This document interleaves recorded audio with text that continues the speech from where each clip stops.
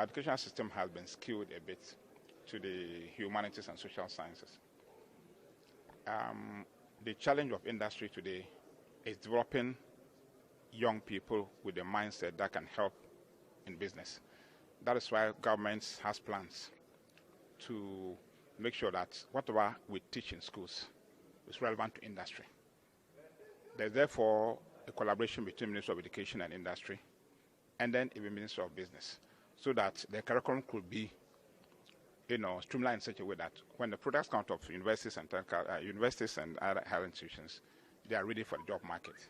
We need to create a young people who are ready to work, not who come out and they will have to retrain and retrain them. Training is good, but I think that from the beginning it's good to get a critical mass of young men and women who have the requisite skills and talents to fit into the job market. So government constantly look at the business environment, look at the educational system, and strike such a way that it fits into demands and needs of industry. That's what we intend to do. We have a policy initiative called the National Entrepreneurship and Innovation Plan. Under this plan, we're going to train young people on writing business plans and proposals. We also have the incubator and accelerator programs, where we go to universities to teach young men and women. By the time they come out of school, they have certain competencies to set their own businesses. The business plans, those that are very good, we screen them and help them set up their businesses with some funding. We intend to do that with private sector. So the young guys will not just waste their talents. No, we want to nurture these talents, encourage them to do business plans, and we'll support them with some capital to start businesses so that they can grow and employ other people. So there's a platform, there's an initiative to make sure that young men and women with certain skills, terminal skills, are supported to grow businesses and to expand and employ other young people. Internships are part of preparing young people for business.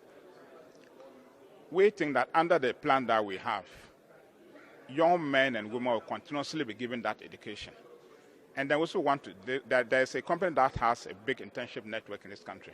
We are also partnering with them to train not more than 10,000 young girls and boys on internships. I mean, during holidays, it's a virtual internship. This internship will be sent to the schools so that the young people in the schools have opportunity. So the companies, instead of you coming to companies to work, companies will set up desks at various universities. They set up desks at various universities, and then they have opportunity to work there. So those who do well after internship could be employed by the same companies. So there's going to be a virtual internship program under which businesses are going to set up their desks and their offices and the campuses, give the opportunity to young people in the schools to practice. And when they do well, they could be future employees of those companies. So it's all part of our package to make young people employable with entrepreneurial skills. Our government knows that government cannot create many jobs. We are aware. Government will therefore create the space, provide policy initiatives, incentives to private sector.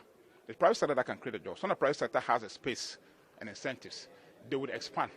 And these incentives include some taxes. That's why we abolish a lot of taxes. We reduce some of them. We're going to set up this district enterprises, as called One Factory. Agric is coming on board so that we line the food for groups and jobs. All these initiatives are meant to give the private sector space. Within that space, they can expand. When they expand, the private sector can employ. The government can employ very little, can't employ much. So our policy is to see the private sector as a partner. Give them the space, the incentives, the encouragement, they can expand and employ people. That's how we can reduce the unemployment rate in this country. And this is what I want to do consistently for a very long time. So I can reduce the unemployment level in the country and make the young people the leaders and future of this country. Getting permits for construction there are 10 points. We are working on 8 of them. And our hope and anticipation is that by end of the year, we should reduce from 108 to not more than 70 in terms of ranking. That's why we're engaging the private sector to do that. So the Vice President last week held a whole meeting on port efficiency. One of the key problems is that there are a lot of problems clearing your goods at the ports. The Vice President held a big meeting, and the stakeholders came, and we discussed it. He's given deadlines that port efficiency must improve within 4 weeks, and that will go a long way to improve the ease of doing business. The Vice President also went to the Registrar General's Department. Again, he's given deadlines that within 4 weeks things must improve. So it's a constant way of making sure that business environment improves. The forum will look at the modalities for participation. It's a private sector-led thing. Again, we're a government that believes the private sector should lead the business. So we want to sell the concept to private sector get a buy-in from the private sector, people should understand the modalities for this private sector, this one is one factory, so that you can know who can participate and who cannot participate. The participation is not sure that each district should have at least one factory. That doesn't mean only one. You could have more than one, at least one factory, and that the factory should be owned and managed by the people at the district. You should look at the resource base of the district so I can see how you can take advantage of it and get a competitive advantage in it. So that's what I want to do.